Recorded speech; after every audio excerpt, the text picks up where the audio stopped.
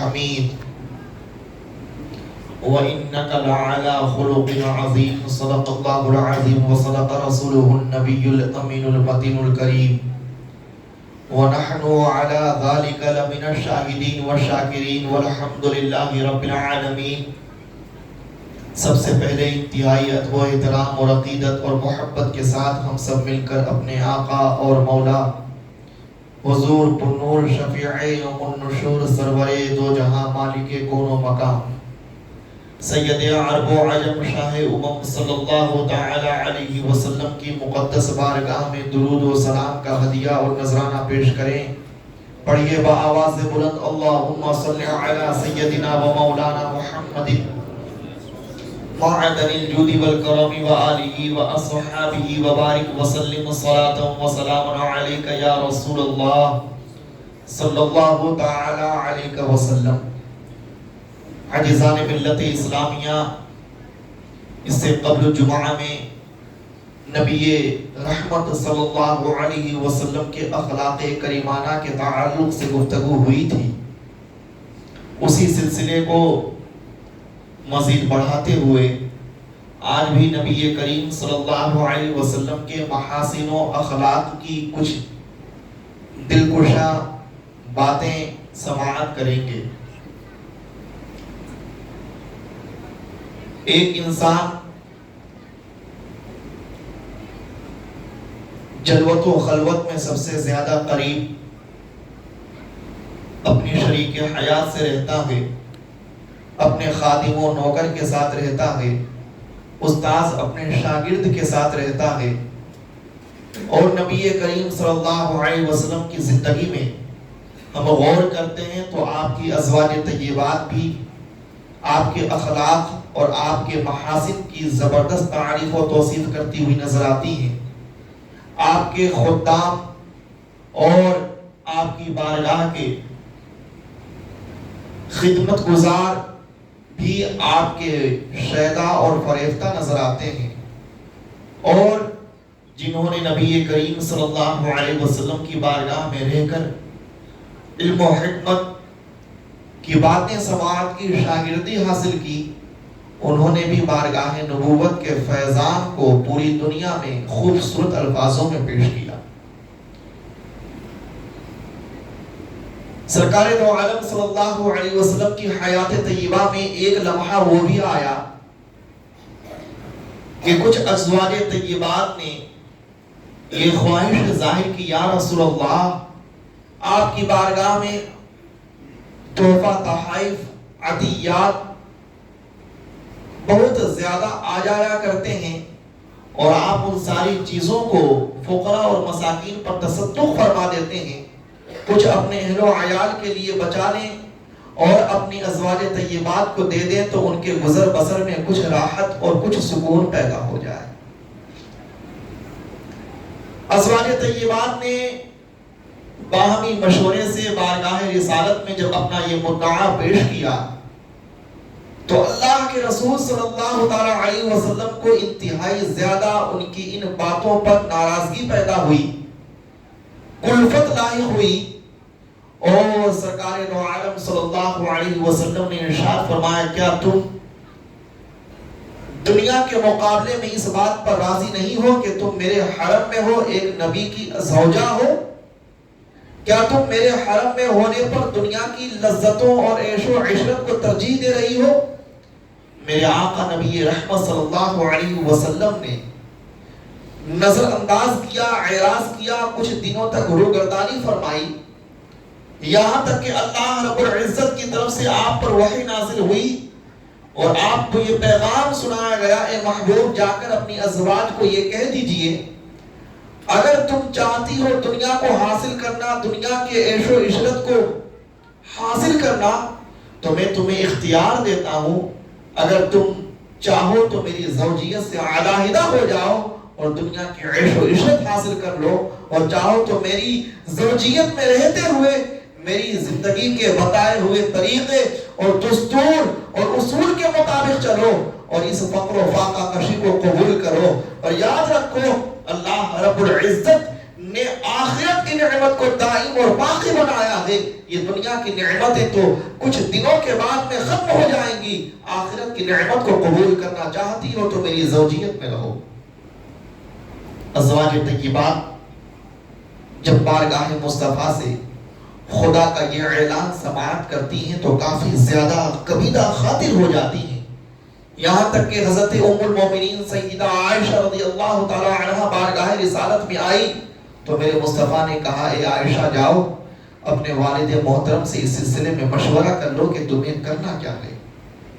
حضرت عائشہ رضی اللہ تعالی عنہ سنتے ہی بے قرار ہو جاتی اور کہتی افیکا استشیرو ابویہ یا رسول اللہ، کیا آپ کی ذات کے بارے میں مجھے اپنے والدین سے مشورے کی حاجت ہے؟ خدا کی قسم کھا کر کہتی ہوں کہ مجھے آپ کے سوا دنیا میں کوئی شیء لذیذ نہیں ہے اور عزیز نہیں ہے. میں آپ کی زوجیت میں رہنا بھی دنیا کی تمام نعمتوں میں سب سے عزیز نعمت سمجھتی ہوں.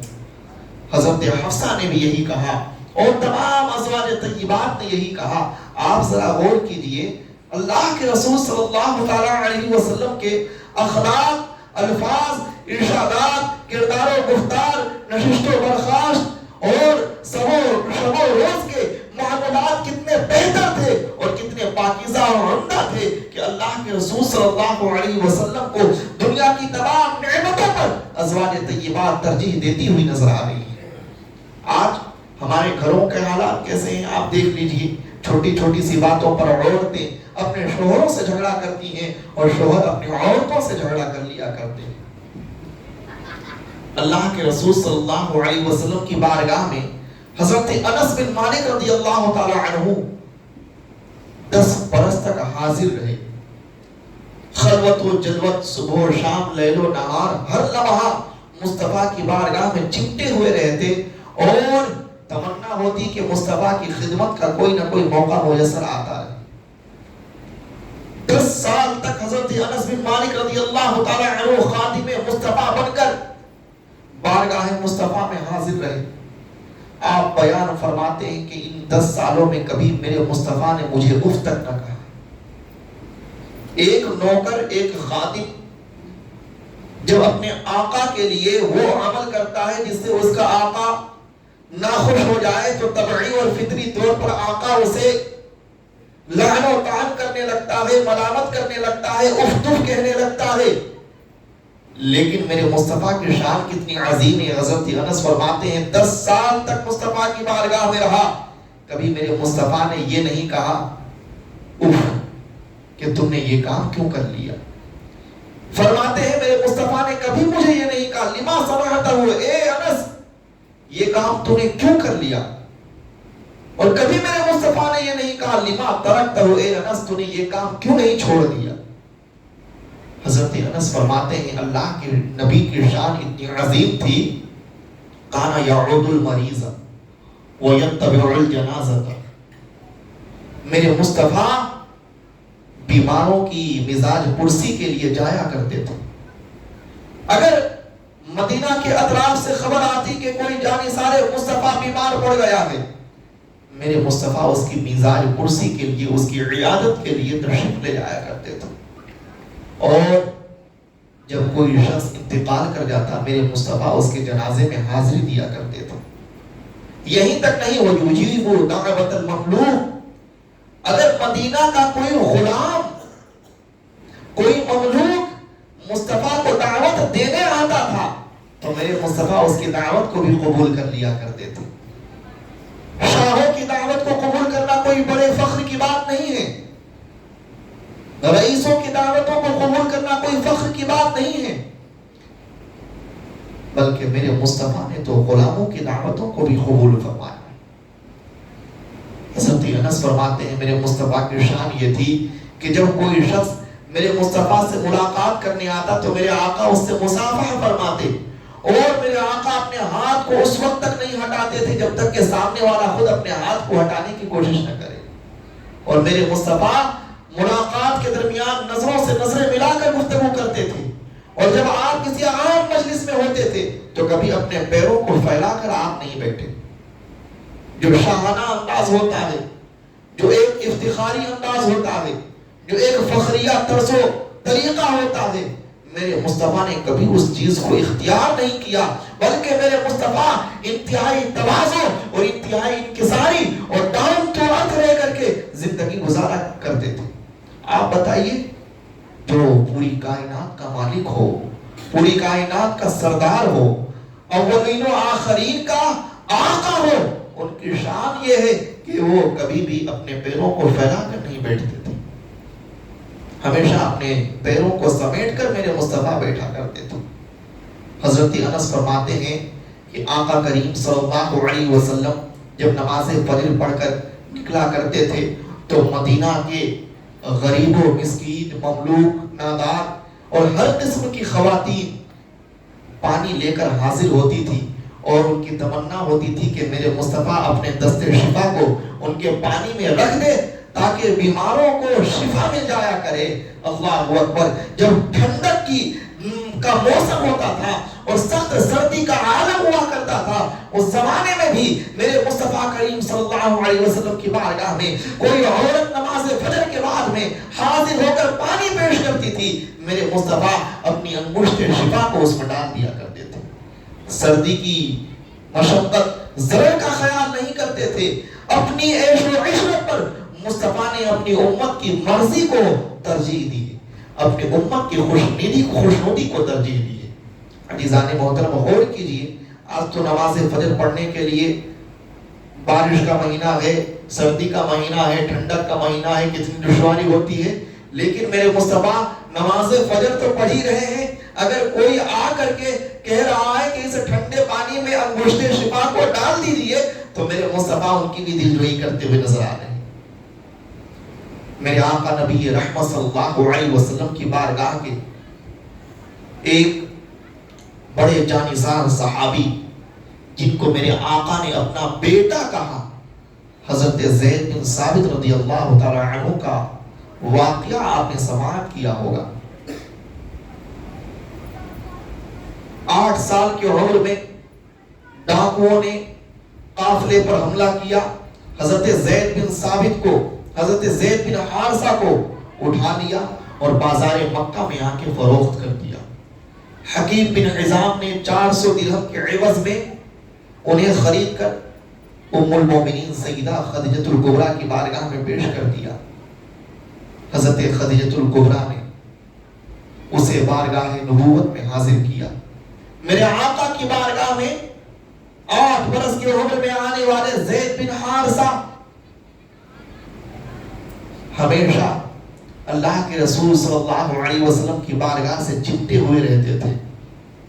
ان کے والدین کئی سالوں تک ان کی تلاش میں در بدر بھٹکتے رہے، صحرا نوردی کرتے رہے، شہروں کا دورہ کرتے رہے، لیکن حضرت زید بن حارثہ کا کوئی سراغ نہ مل سکا۔